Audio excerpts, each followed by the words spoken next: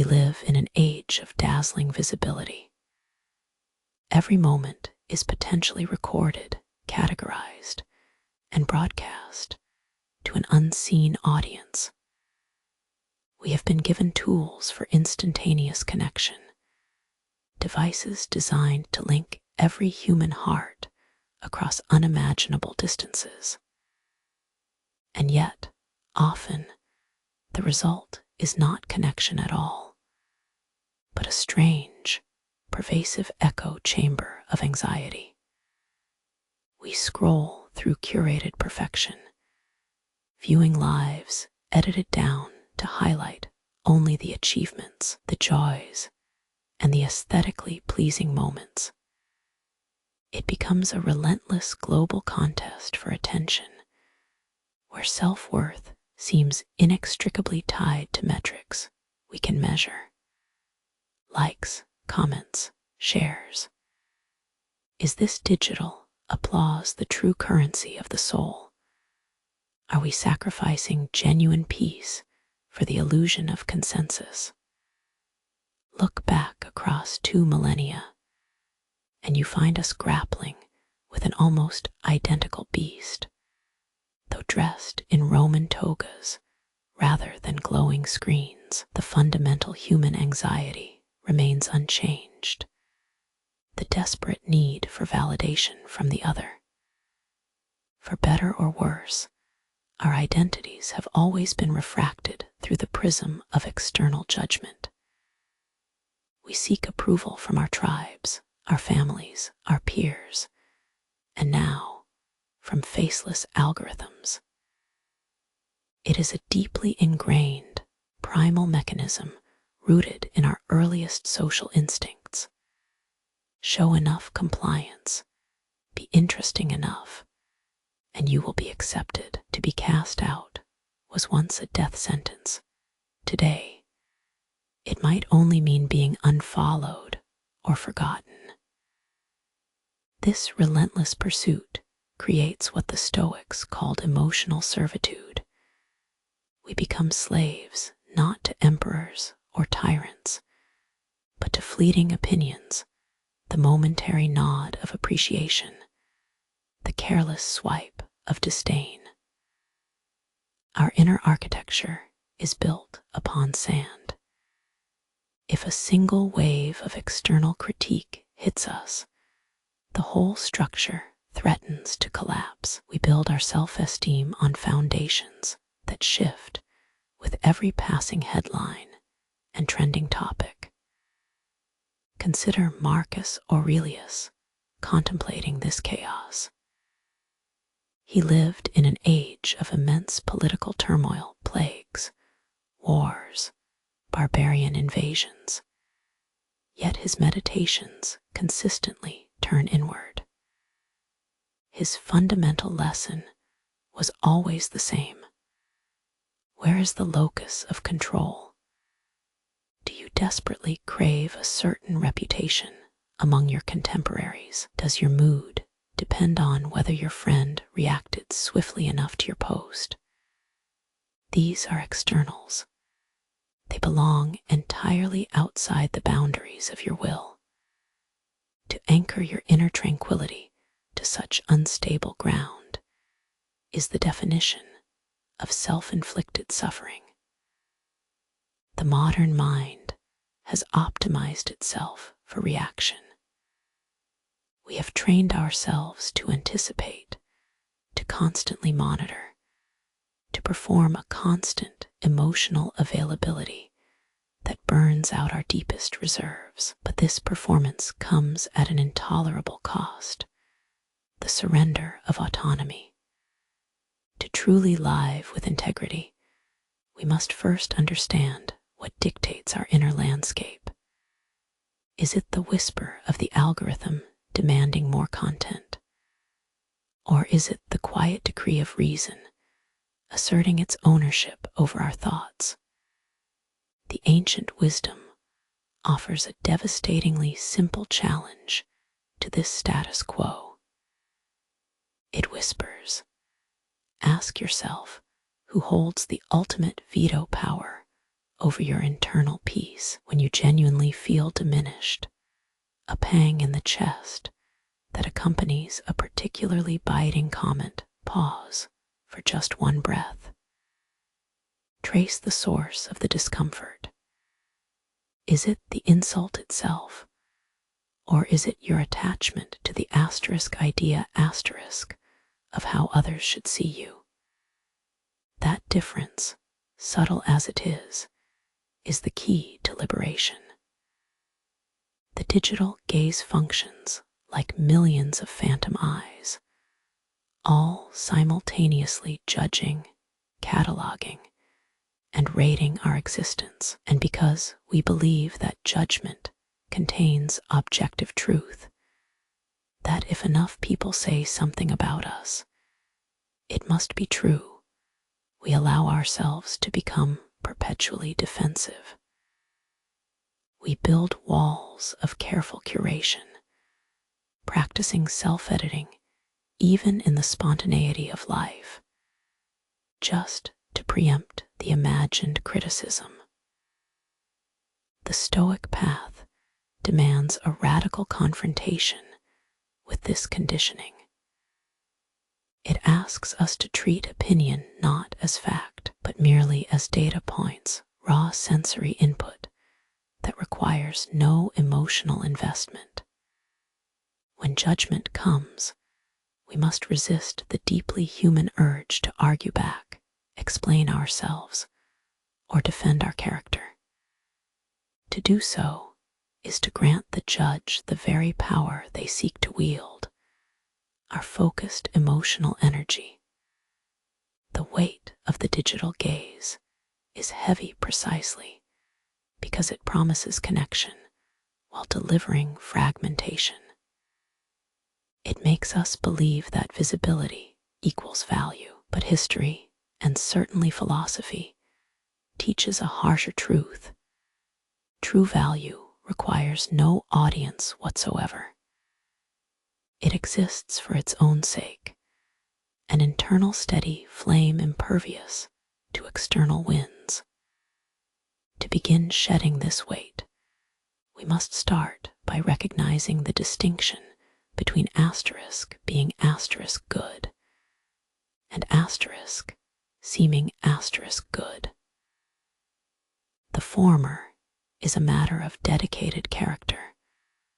The latter is merely performance art designed for engagement metrics. Our work begins not with managing what others think, but with radically prioritizing what we know to be true about ourselves. The core commitments that no scroll can ever devalue. If the pursuit of external approval has left us feeling diminished, perpetually chasing a validation that evaporates with the turning of a screen or the passing whim of a crowd, then we must ask ourselves where the true locus of control resides. We have been told for too long to outsource our peace, to mortgage our sense of self-worth based on metrics defined by others. But philosophy, at its core, is the radical act of redirecting that gaze inward. This brings us to a necessary and sometimes difficult distinction: the fundamental separation between what is within our power and what exists entirely outside it. Epictetus was a master of this clarity, drawing a stark line in the sand between our volition and the chaos of the world. Imagine two columns. On one side, you have all the things that buffet us daily: the economy, the political whim, the judgment of your neighbor, the trajectory of your career, or even simply whether it will rain tomorrow. These are colossal forces, unbidden and indifferent to your deepest desires. They represent everything we instinctively try to grasp, believing that if only we adjust our presentation slightly, if only we earn a few more likes, secure that promotion, or smooth over that misunderstanding, the external environment will finally settle into a manageable rhythm. But then you look at the second column. This space contains your judgments, your intentions, your desires, and the very response you choose in any given moment. These are fiercely private commodities. They belong solely to the inhabitant of your own mind. The Stoics taught us that nearly all our suffering is not caused by those external events, the bad grades, the insults, the lost opportunities, but by our frantic resistance to them. It is our judgment that this event means catastrophe rather than merely being an unchangeable fact. This brings us to the Citadel, the inner sanctuary of the self. The Stoics did not believe in a physical stronghold. They spoke instead of a state of radical emotional and intellectual sovereignty. This inner citadel is simply the point where you stop reacting automatically and start observing deliberately. It is recognizing that while we cannot control what others say about us, their praise, their criticism, their outright disregard, we retain absolute, inviolable authority over how deeply we absorb it and what meaning we assign to it. Consider the modern anxiety surrounding reputation. We treat reputation as if it were a literal resource, something that can be depleted or accumulated through performance. We polish our online personas, not for authenticity, but for perceived value. This need is rooted in the flawed assumption that other people's opinions constitute objective reality. Yet, if you examine the collective judgment of an entire city, or indeed an entire social media feed, you will find it to be inconsistent, fleeting, often misguided, and ultimately meaningless when measured against the bedrock of your own character. The consensus is merely noise. The initial practice required here is brutal, radical identification. We must learn to differentiate between external opinion, the other's perception, and internal reality, the actual fact that occurred. When someone passes judgment on your conduct, you are trained in this citadel of the mind to mentally strip away the emotion attached to their words. You observe it as raw data.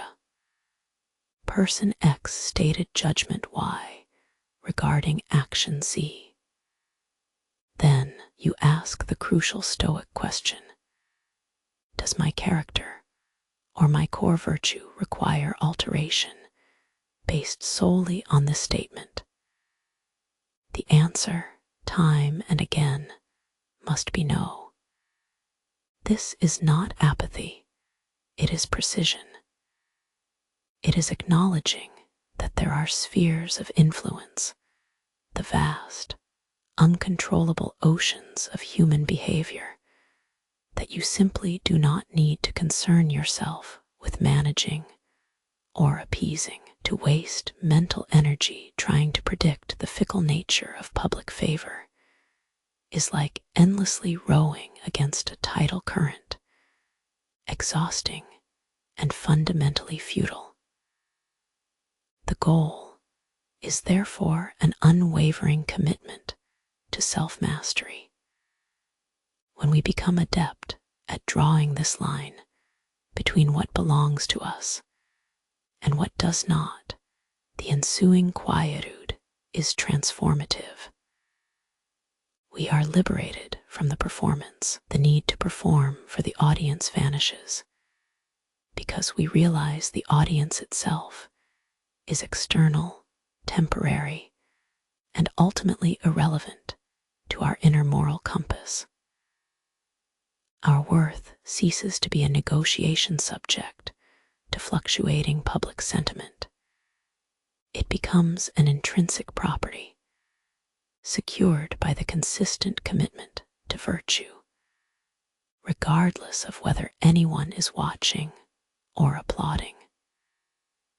The inner citadel teaches us that true power lies not in making others agree with you, but in becoming utterly unimpressed by their disagreement.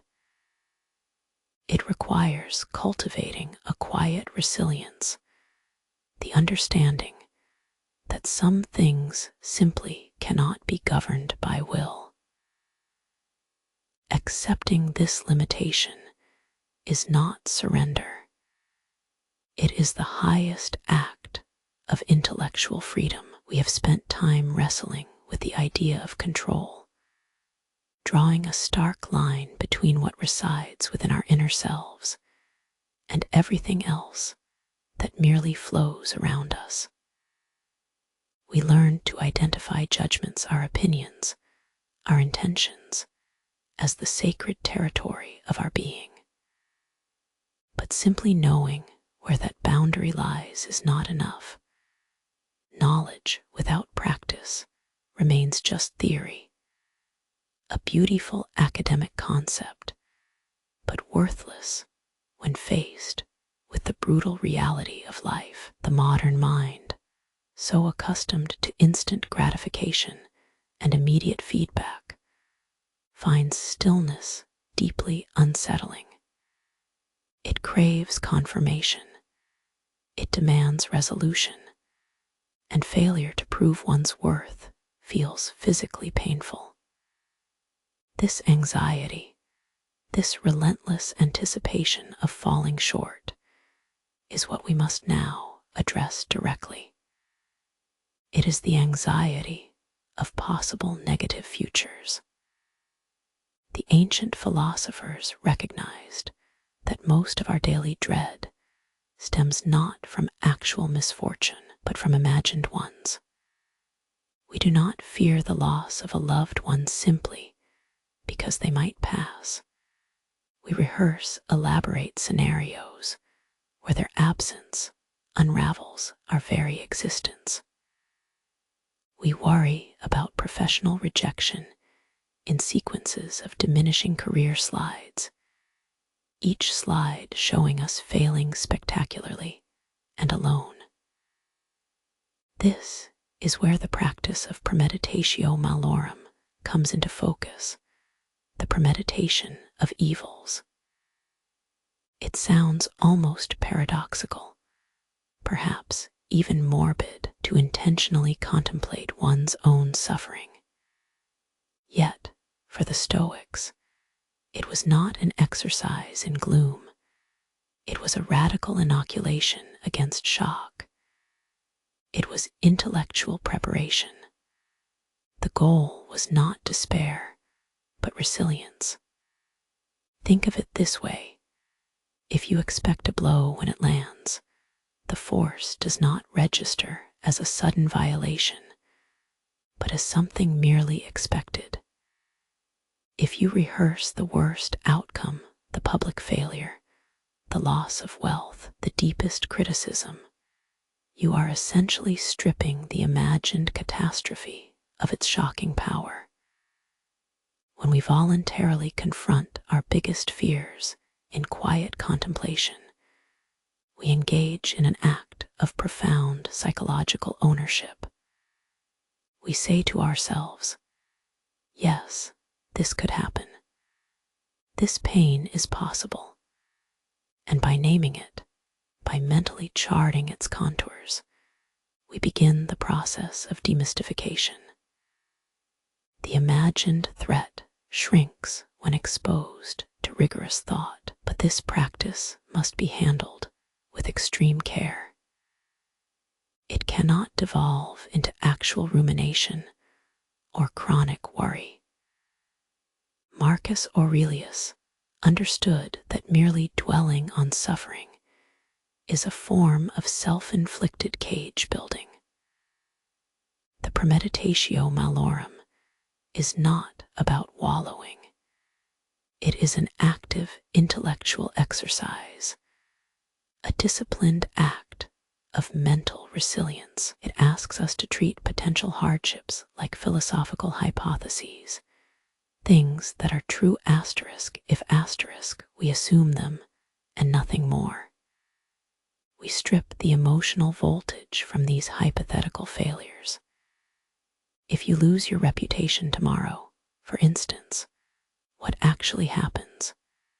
Do you cease to have thoughts? Does the ability to reason disappear? No.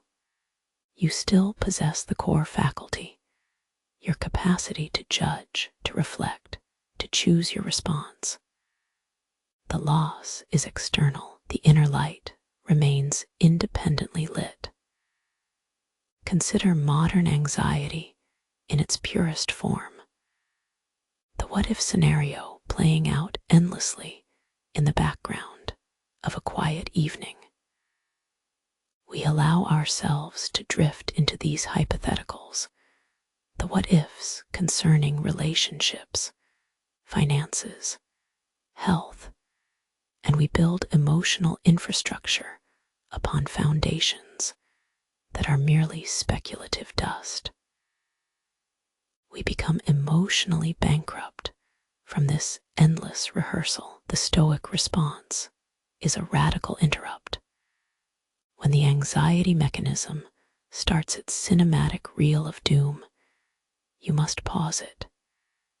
You do not dismiss the feeling, you analyze the premise. You ask, what evidence do I have for this disaster? Is this happening now, or is this merely a projection? By refusing to grant credence to the imagined timeline, you reclaim the present moment. This practice doesn't just prepare us for failure, it fundamentally shifts our relationship with change itself. We realize that life, by its very definition, is flux, a constant stream of transition, setbacks, and unexpected deviations from plan.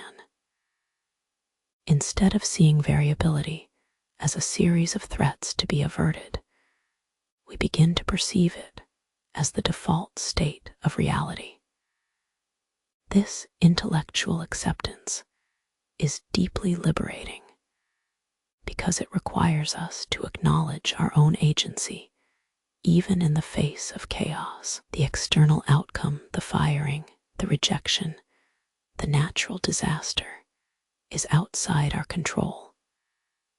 But the judgment, the manner of rising, the integrity with which we respond, that remains immutably within our grasp. That internal response is the citadel that must survive every storm. We are moving away from viewing happiness as a constant positive external state, the perfect job, the flawless relationship, the universal praise.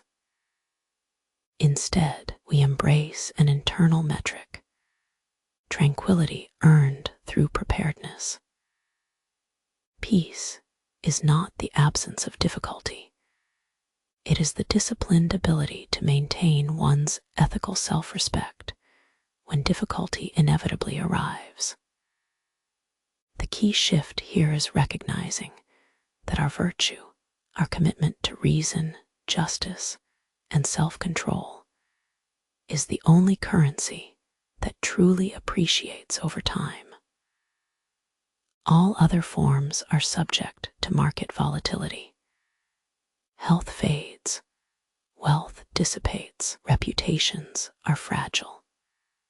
To practice premeditation is therefore not merely a coping mechanism. It is an affirmation of character.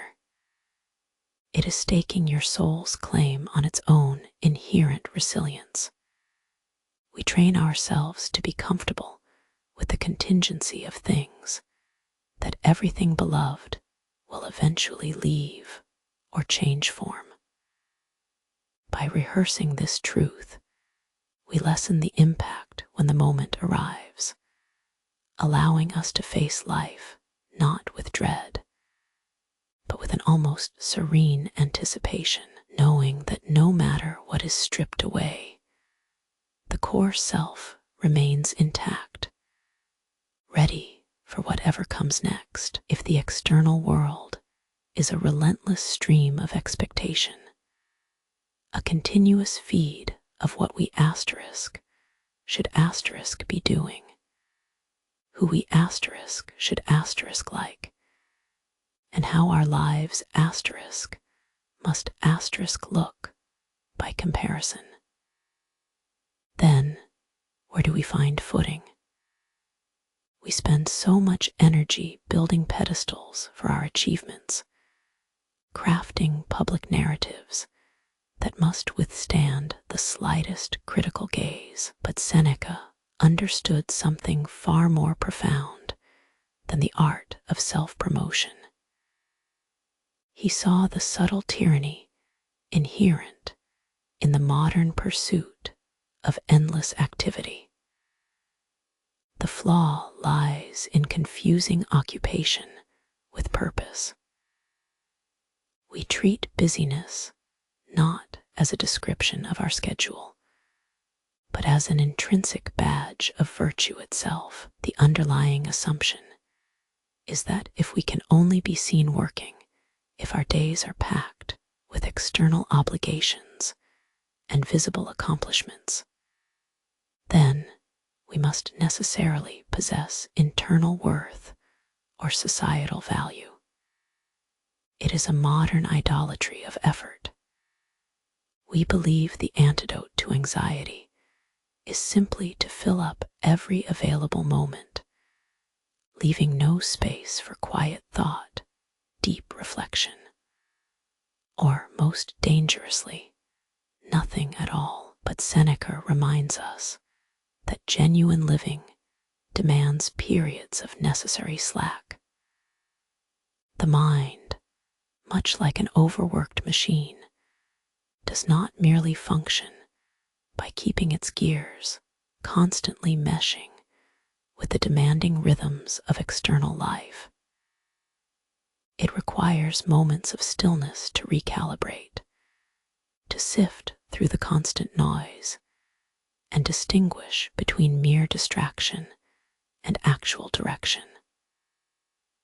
The frantic pace we celebrate is often simply elaborate avoidance when faced with the daunting weight of truly examining one's values, of asking the uncomfortable question: am I genuinely living according to principle, or am I simply reacting to a perceived deficit in my public profile? It becomes easier to become distractingly occupied. The obligations pile up because they are inherently less threatening than confronting the self. Think of it this way: a person who is truly at peace does not need to constantly prove their industriousness, their virtue, their measured judgment, and their internal commitment are sources that do not require constant pumping or visible maintenance. They exist as a stable force, whether they are writing a scathing critique, walking through an atrium garden contemplating the stars, or simply remaining seated in profound silence. The ancient critics of our modern condition would have called us masters of diversion. We build colossal to-do lists not because those tasks contribute meaningfully to our character, but because the act of making the list and checking it off provides a fleeting, intoxicating illusion of control. The satisfaction is derived not from the asterisk completion asterisk of the task, but from the temporary cessation of the feeling of having nowhere else to be. Seneca's wit was never merely meant to provoke laughter.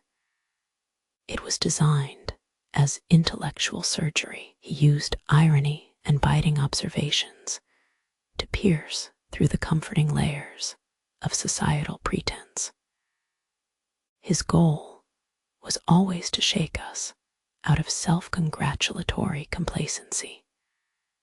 He forced us to look at our routines, those sacred cows of modern life, the networking lunch, the impossible committee meeting, the perpetually urgent email response, and ask the uncomfortable philosophical question: does this truly serve the soul, or does it merely feed the ego's desire for visibility? The subtle art of Stoicism is thus revealed to be an anti-busyness philosophy.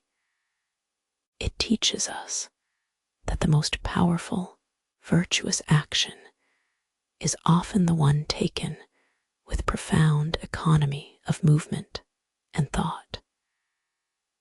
It is the deliberate refusal to engage in activities simply because they are culturally expected or appear impressive on a resume. We must reframe our understanding of value itself. Our worth cannot be monetized into hours logged. It cannot be quantified by the length of our weekly calendar. True self-mastery begins when we accept that deep contemplation is not a luxury afforded only to philosophers in dusty libraries. It is the foundational work required for every single aspect of virtuous action. When we embrace the necessary periods of stillness, we give ourselves permission to practice the most difficult skill, being content with simply being without the need of constant external performance.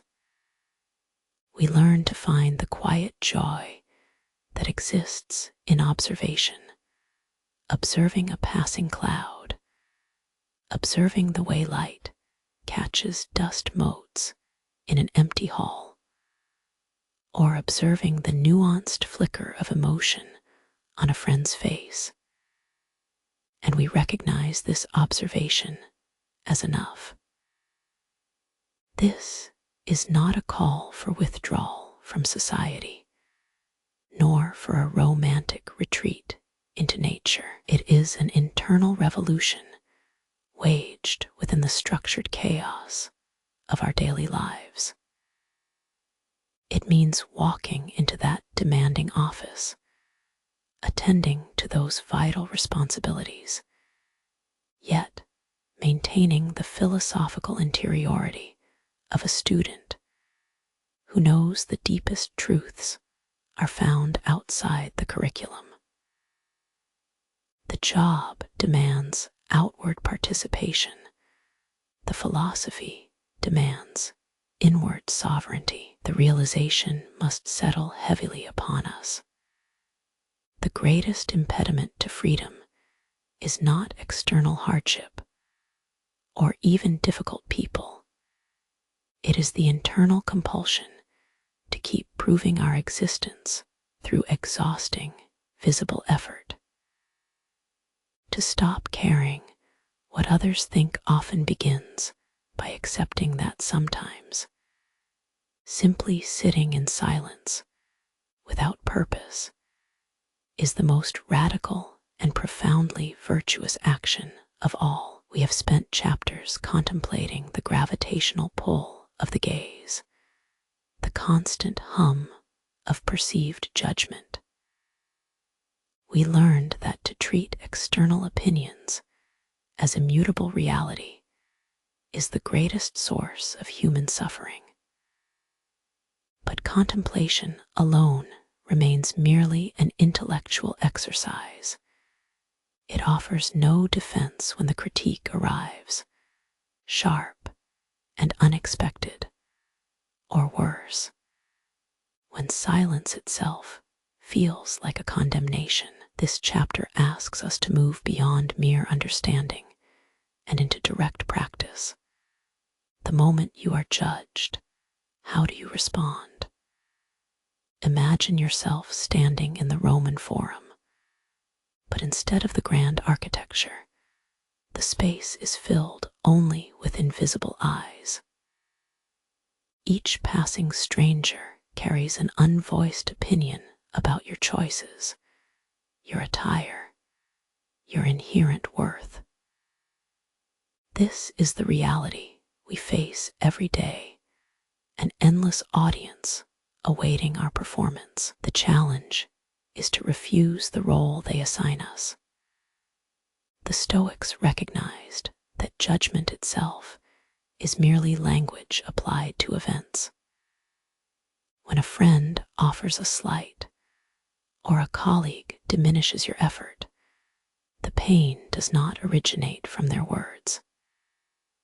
It originates in the moment we accept those words as defining our reality, as truth about who we are.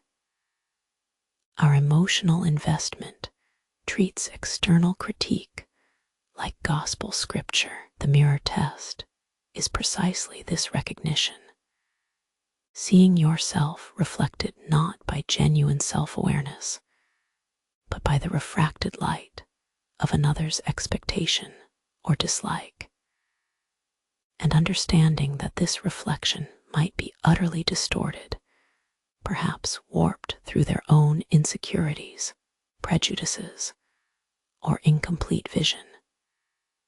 To accept that frame, to let their misunderstanding define your soul, is intellectual surrender. Consider the internal mechanism at play. When you hear a judgment, your primitive self reacts immediately. Defensiveness, shame, a sudden surge of righteous anger. This is an uncontrolled hormonal flood triggered by perceived threat. The wisdom we seek is learning to intercept this reaction before it reaches the conscious mind, the pause button, if you will. Epictetus gave us the tools for this intervention. Is this judgment something I control? No. Their internal monologue, their momentary lapse of taste, their need to feel superior, these are outside my sovereign jurisdiction. Therefore, my only locus of control is asterisk, my response asterisk. The philosophical exercise here is radical detachment. When someone judges you, do not engage with the content of their criticism as if it were an objective truth about your character. Instead, treat it like a poorly written data point. You observe, this individual has assigned value -5 to my recent presentation. The act requires no defensive rebuttal, merely noting the input. Why is this so difficult? Because our culture rewards high emotional output. We are trained to react visibly, to argue back, to become indignant, to plead for understanding.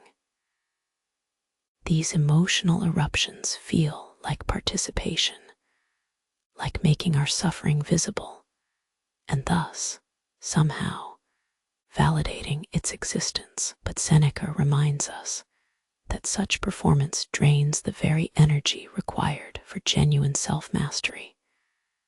The best response is often silence, not of indifference, but of deliberate cognitive refusal.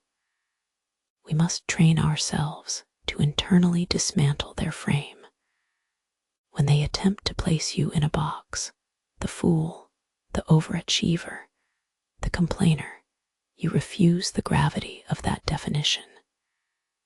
You acknowledge it mentally. I perceive the framework they are constructing right now.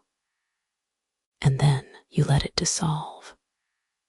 The true art lies not in ensuring others approve, but in becoming radically indifferent to whether or not they ever will.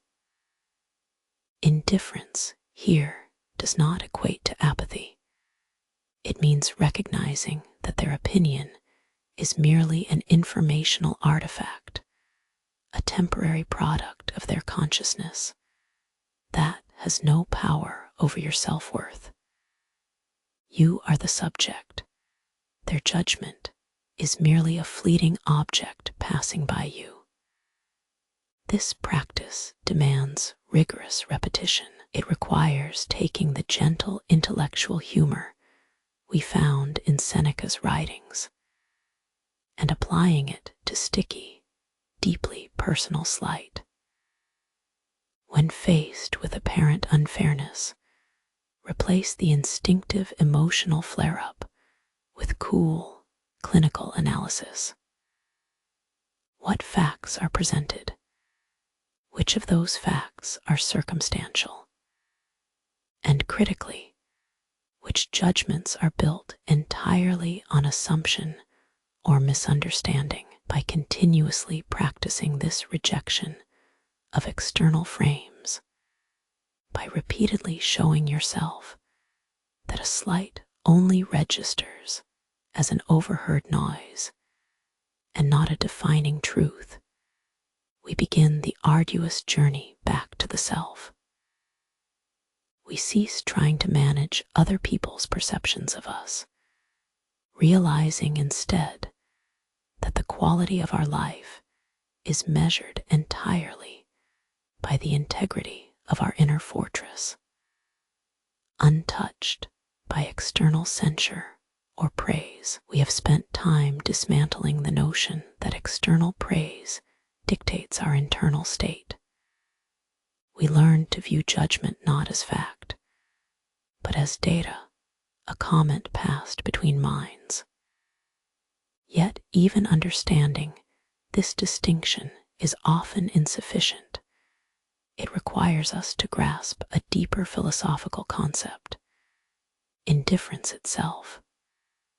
This chapter asks, what does it mean to be truly indifferent? It sounds suspiciously like apathy, a mere blank slate where passion once lived, but the Stoic meaning of indifference is nothing short of profound. It is not emotional numbness, but rather perfect clarity regarding our sphere of control. We must begin by dismantling the modern baggage we carry around this word. When we hear indifferent, our instinct might drift toward resignation, a passive surrender to circumstance. We fear that if we are indifferent to others' opinions, we will become unfeeling automatons, incapable of care or passion. This is a fundamental misunderstanding of the philosophy. The Stoics never advocated for emotional neutrality towards asterisk virtue, asterisk itself, kindness, justice, wisdom. These remain our highest goods and deserve fierce commitment. But they argued that our emotional energy must be ruthlessly rationed away from things that are not fundamentally us. The universe, by its very nature, is a ceaseless flux of externals. The weather, market success, career promotions, reputation, even love itself. These things ebb and flow entirely outside the boundaries of our will. To treat them as if they were goods or evils is to grant them dominion over our souls. This mistaken belief is what Seneca observed so acutely, the tendency to mistake external fortune for internal character. We cling to titles, accolades, possessions, convinced that these objects are anchors for happiness. But an anchor, by its very definition, serves no purpose in the fluid sea of existence. It merely resists movement. Here we encounter the core philosophical tension. How do we differentiate between a thing merely preferred and something truly necessary? A well-stocked library is undeniably preferred to starvation. Yes, but if the fire comes and the books burn, does our fundamental capacity for reasoned judgment cease to exist simply because the physical container of knowledge has been destroyed? No, the internal mechanism, that rational core, remains intact. It was never conditional upon its surroundings. The concept of indifference forces us into an intellectual triage. We are taught to recognize that while we must be ardent in our pursuit of excellence and fierce in our commitment to virtue, we must simultaneously adopt a profound detachment from the outcomes of those efforts. The effort itself, the disciplined choice to act justly, for example, that is what is up to us, whether the world applauds that justice or ignores it, whether it rewards it with gold or treats it with contempt, remains strictly in the realm of fortune. This radical detachment is not a withdrawal from life. Rather, it is a deep dive into its authentic texture. It means living passionately within your own defined moral landscape, allowing those passions to be guided by reason, and refusing to allow the shifting sands of external opinion or fate to muddy that clarity. Epictetus taught us this practical separation. Focus intensely on the seed you plant, your intention, your judgment, your will, and accept with disciplined acceptance whatever kind of harvest the unpredictable cosmos yields.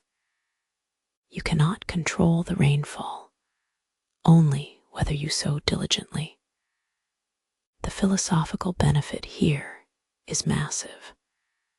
By labeling externals as preferred indifference or merely indifferent, we are effectively neutralizing their emotional payload. We strip them of their narrative power.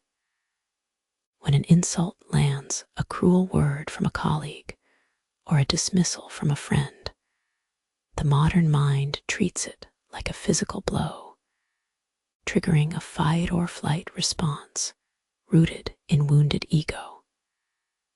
The Stoic technique inserts a critical pause. I recognize this slight, but I simultaneously reclassify its source and nature. It is merely language, passed by another rational being who, much like myself, is influenced by imperfect judgments. It is raw data, nothing more. The key challenge now is the muscle memory required for this acceptance. True indifference is a practice of mental non-attachment, not detachment from life, but from the drama that often surrounds it. We must learn to perform actions that are intrinsically good, finding satisfaction not in the applause or the visible consequence, but in the perfect alignment between our will and reason at the moment of action. The virtuous man acts because it is rational, not because it guarantees visibility. He serves humanity out of a deep sense of duty, knowing full well that human gratitude, like any other emotion, is as fleeting and unreliable as the tide. The true neutral ground, then, is realizing that the only thing with inherent value the one thing entirely within our jurisdiction, is the quality of our own reasoned response. Everything else, the outcome, the recognition, the circumstance, is merely background noise, interesting perhaps, but ultimately irrelevant to the integrity of your inner citadel.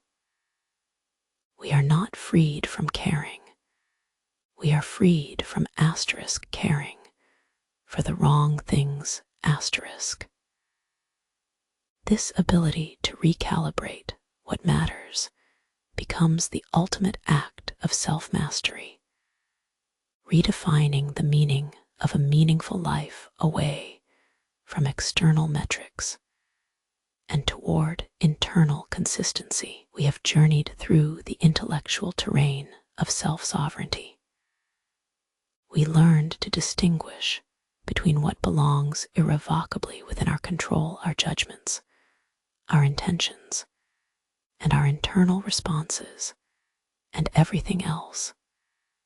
The chaotic currents of public opinion, the sudden shifts in fortune, and the mere passing judgment of a stranger. But knowing this distinction is an academic exercise if it does not translate into moments of genuine friction. Theory dissolved when we spoke of indifference. But what happens when the feeling of being misunderstood hits you like a physical blow? What happens when the verdict comes down, the silent, chilling weight of disapproval? This chapter asks us to move beyond intellectual assent and into embodied practice, mastering the pause button. The modern mind, conditioned by instant feedback loops, has forgotten how to simply stop. We are wired for reaction. We see a slight, a comment, or even just an averted glance, and our immediate emotional operating system fires up. We react defensively, justifying ourselves, needing to correct the record. This is the habit of servitude, the urge to immediately prove that we were right, that we are worthy, that our internal reality must match the external perception. But Stoicism teaches us a counterintuitive act. Sometimes the most powerful reply is no reply at all. The judgment itself is not an absolute truth about your character. It is simply data filtered through another person's limited emotional lens. To react immediately to this perceived threat is to grant that emotion authority over your core self. It hands them control of your inner peace. Mastering the pause button is thus a radical act of reclaiming personal jurisdiction. The technique requires disciplined metacognition, thinking about your thinking. When the sharp edge of criticism strikes, when you feel that internal heat rising from perceived injustice, we are trained to immediately hit the mental eject button. We must physically and mentally create space between the stimulus, the judgment, and our response. In that gap, there is freedom.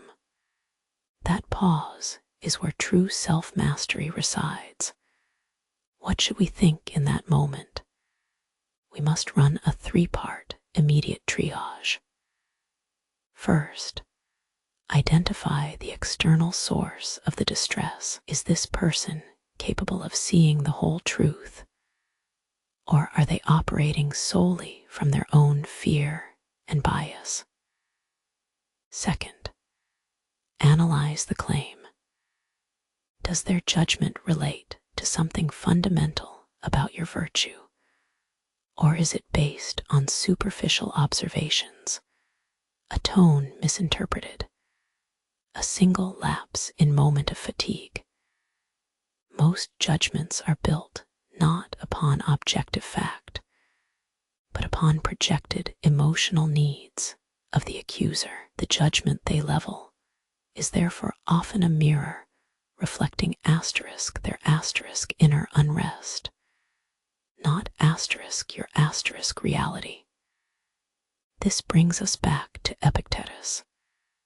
Concern yourself only with your own intention. If you know that when faced with disagreement, your singular mandate is simply to remain truthful and composed in your character, to respond not out of defensiveness, but out of calm conviction, you immediately diminish the power of the incoming attack. You are no longer defending a reputation. You are upholding an internal commitment. The practical application demands deep immersion into empathy for the critic, even if that criticism stings. Instead of thinking, "They think I am inept," we must ask, what belief about their own life experience is causing them to project this idea onto me? This mental reframing shifts the locus of control entirely. The problem ceases to be you versus them. It becomes a complex misunderstanding between two separate, fallible minds. This requires practice until the pausing becomes reflexive, a sort of philosophical muscle memory. Imagine walking through a deeply challenging social situation, a group conversation where you are subtly minimized or dismissed. Your old impulse screams for rebuttal. You recognize this pattern, the rising adrenaline, the tightness in the chest, the overwhelming need to speak and justify. This is the moment. Take a breath that feels insufficient yet monumental. Inhale slowly, counting mentally to 4. This physical action serves as an anchor. It forces the intellectual part of your brain back online. As you exhale, repeat the core philosophical query silently. Is this distress rooted in something I can change, or is it based on another person's flawed perception? By reducing the perceived threat to a mere matter of perception rather than fact, we strip the judgment of its emotional weight. It becomes neutral data, nothing more. You are not emotionally invested in being right.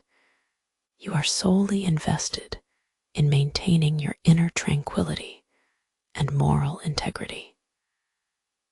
The true mastery is realizing that letting the unhelpful comment pass without a word does not signify defeat. On the contrary, it signifies immense strength, the profound realization that external approval has become irrelevant to your internal architecture of worth. You choose self-respect over temporary appeasement. You choose your inner citadel's peace over the fleeting comfort of being liked. By consistently practicing this pause, this thoughtful delay before responding, we cease being reactive participants in other people's dramas, and we begin functioning instead as the architects of our own immutable character. This is not merely surviving criticism. It is transforming the source of potential pain into a powerful forge for virtue, reinforcing that nothing placed outside the boundary of your conscious can ever genuinely harm the self. The last chapters have equipped us with powerful intellectual tools, the understanding of indifference, the clarity of control, the discipline of preparation. But philosophy, we understand, is not merely an accumulation of knowledge. It is a lived practice. The true challenge of Stoicism arrives when the academy closes and the digital noise begins again. Our previous focus has been on redirecting our attention away from the spectacle of others' opinions. Now we must move beyond theory and into the quiet space of authentic self-possession. This journey requires us to confront a fundamental tension: the human instinct toward connection versus the profound necessity of solitude. For so long, modern society has framed participation as synonymous with worth. We have been taught that visibility equates to validity. The constant performance for an imaginary audience, the curated feed, the professional networking event, even simple conversations, demands our continuous emotional currency. We are rewarded for showing up, for reacting appropriately, for being seen in motion. This creates a subtle but deep form of servitude. We mistake mere presence for true self-actualization. The wise person, having grasped the principle of the inner citadel, soon learns that this external participation is often exhausting and yields diminishing returns. To remain perpetually tuned into the frequency of others' expectations is to forfeit one's most valuable resource: stillness. It requires a conscious pivot, a deliberate choice to move from the relentless orbit of social performance toward the deep, restorative quietude of self-communion. Consider the woods at dawn, or the vast, uninterrupted stretch of a deserted coastline. These places offer a radical absence of witnesses. There is no gallery here to judge your pace, no algorithm to rate your momentary contemplation. In solitude, we are compelled to turn the gaze inward. The self-examination process begins in earnest, unmasked by the protective, yet exhausting, ritual of public life.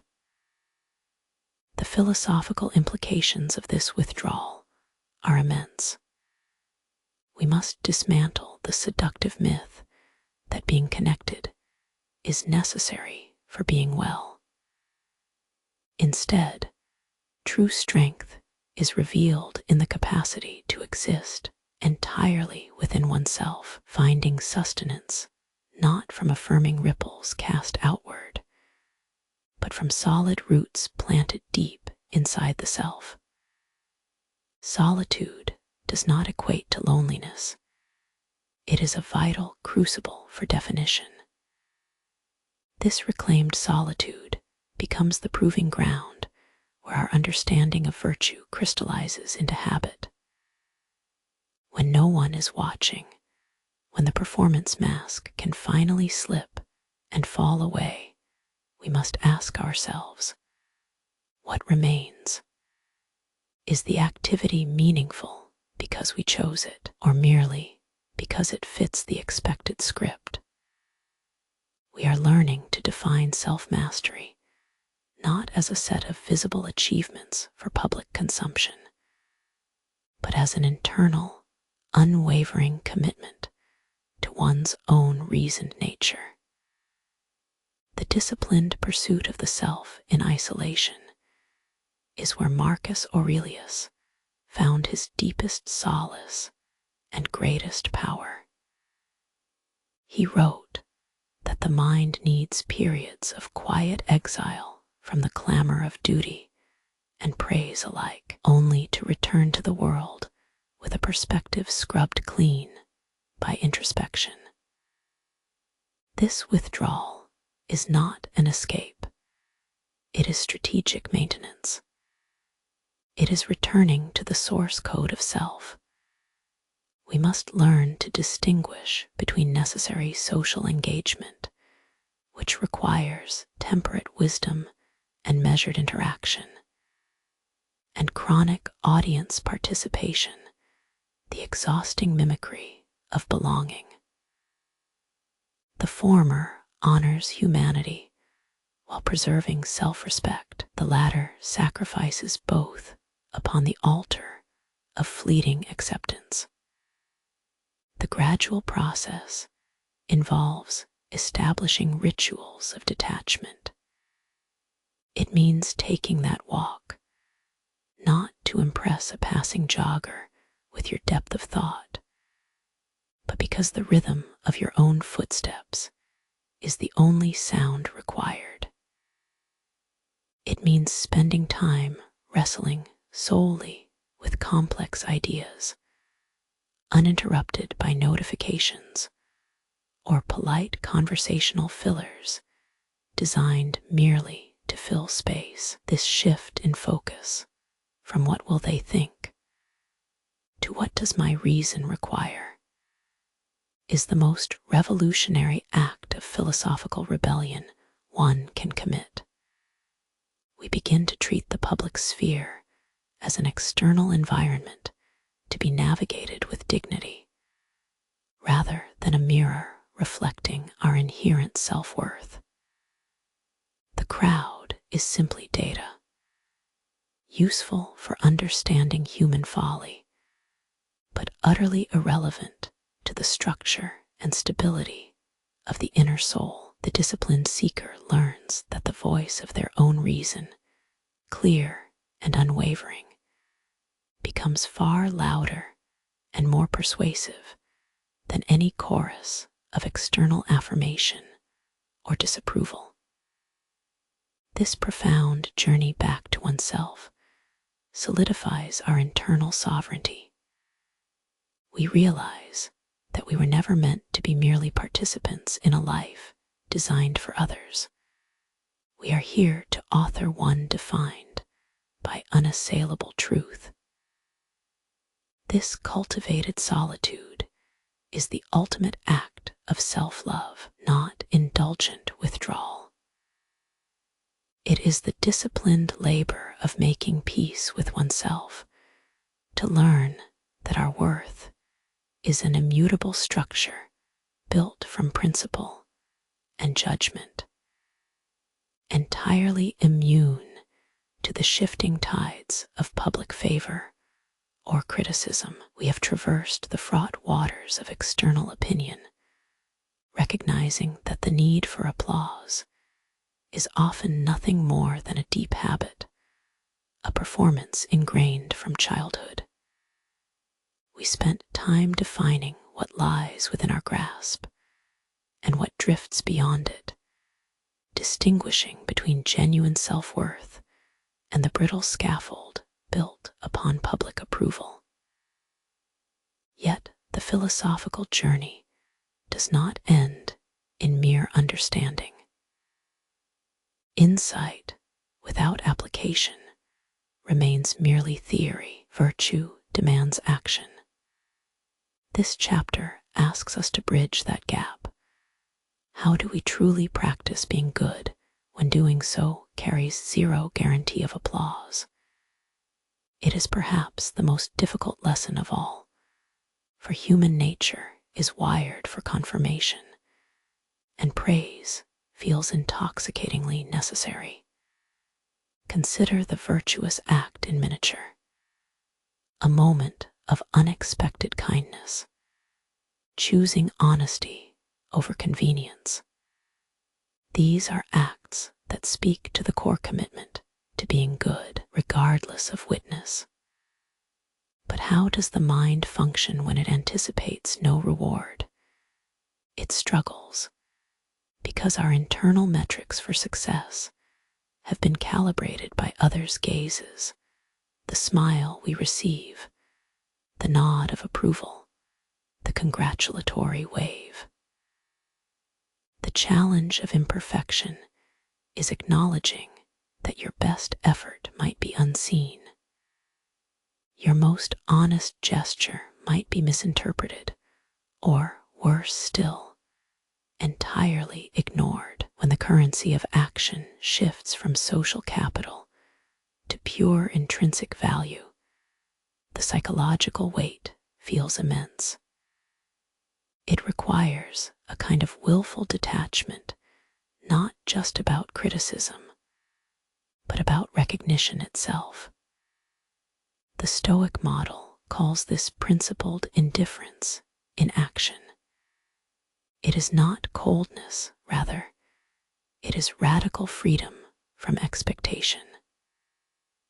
Imagine lending wisdom freely, or offering genuine help to a friend and simultaneously accepting the possibility that your words fall flat, that your efforts are misunderstood, or even that they cause further complication. This acceptance must be cultivated until it becomes as natural and unremarkable as breathing. This requires us to re-examine our core motivations. Why am I speaking my truth? Is it because it aligns with my internal reason? Or is there a subtle undercurrent, a need for the listener to think of me as knowledgeable, thoughtful, or righteous? Self-interrogation becomes a constant companion.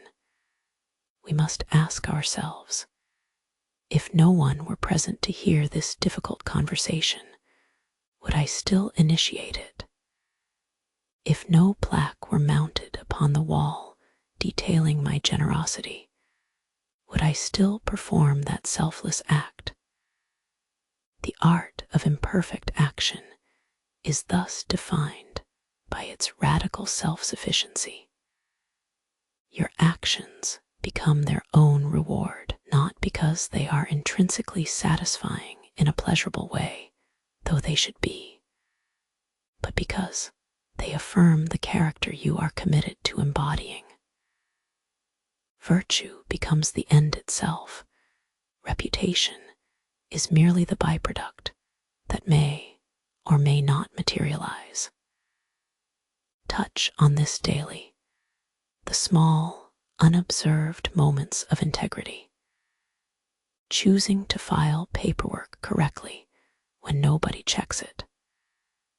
Stopping to assist someone struggling with an invisible burden, even if your intervention makes you look conspicuous. Writing a challenging but necessary truth into a document only destined for your own eyes. These are the proving grounds of self-mastery. It is accepting that contribution does not guarantee acknowledgement. We do good because goodness itself is the highest rational function.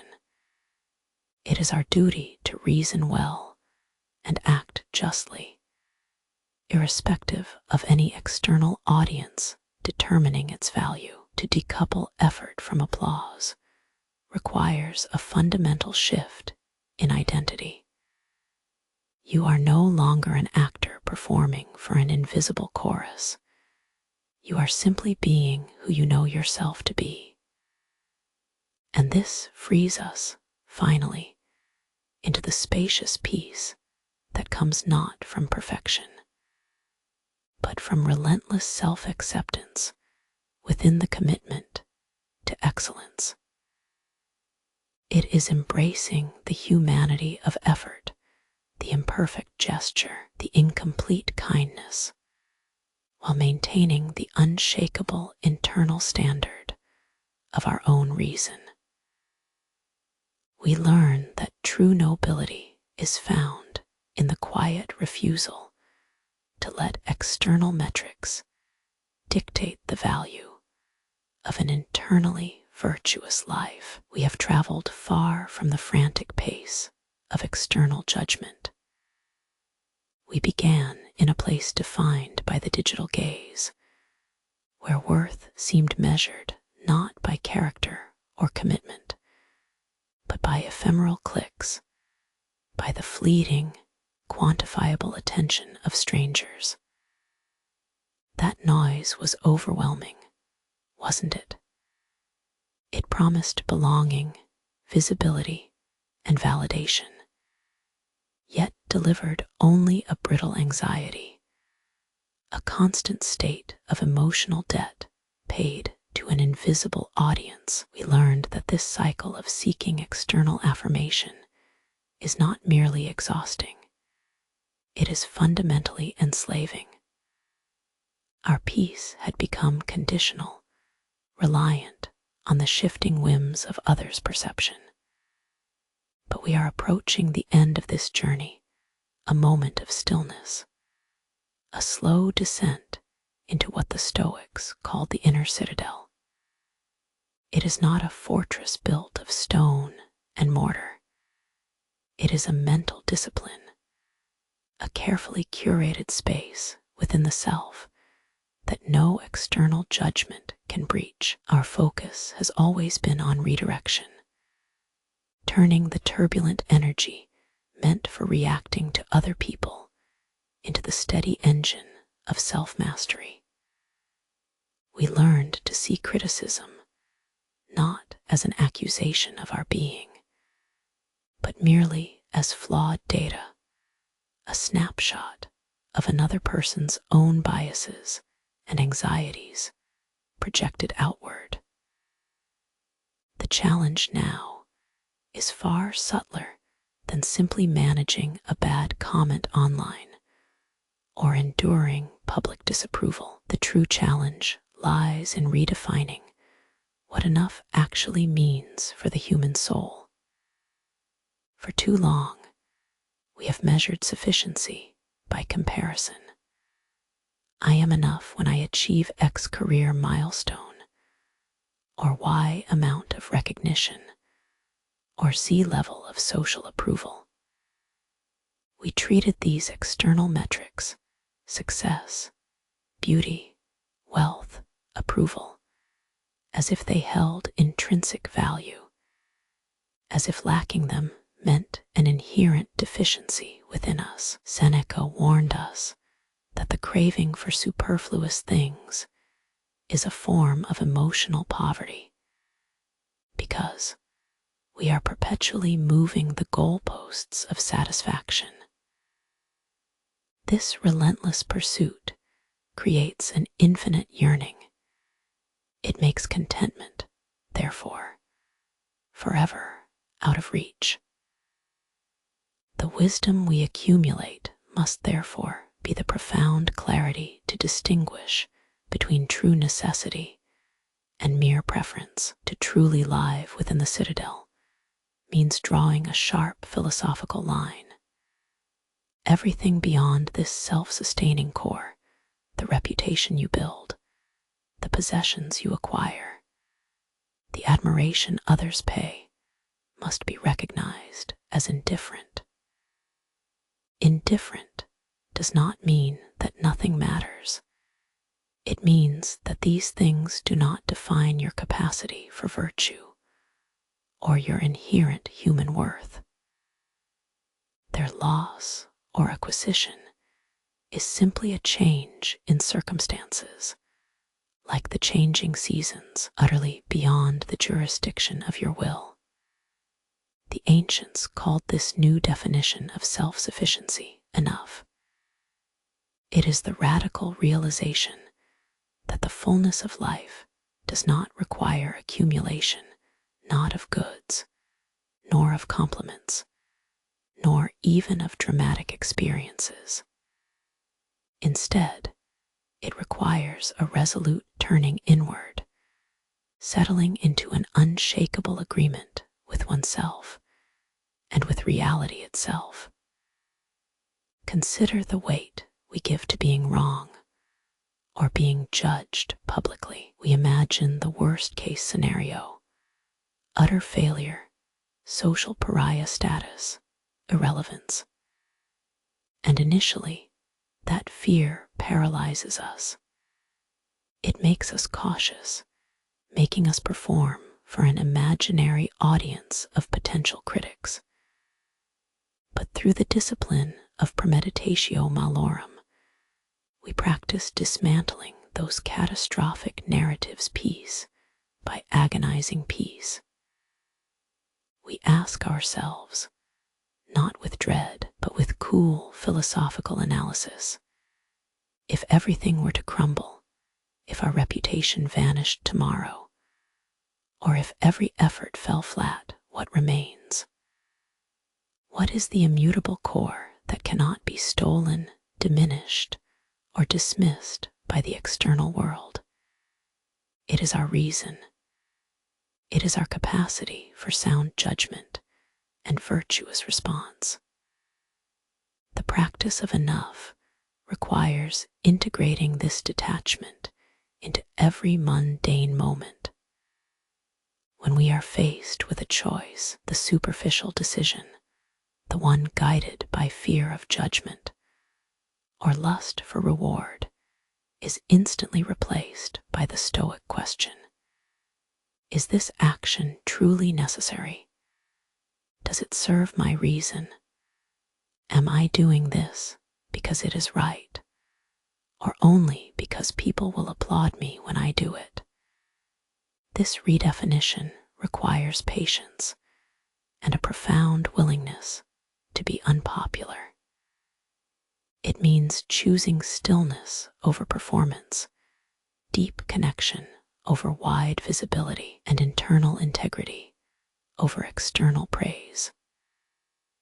When we become truly self-contained, when our joy arises from the simple act of exercising reason, or the quiet satisfaction of an honest effort regardless of outcome, we achieve freedom that no amount of accolade can buy. We are no longer reacting to a fluctuating market of opinions. We are acting from a sovereign center.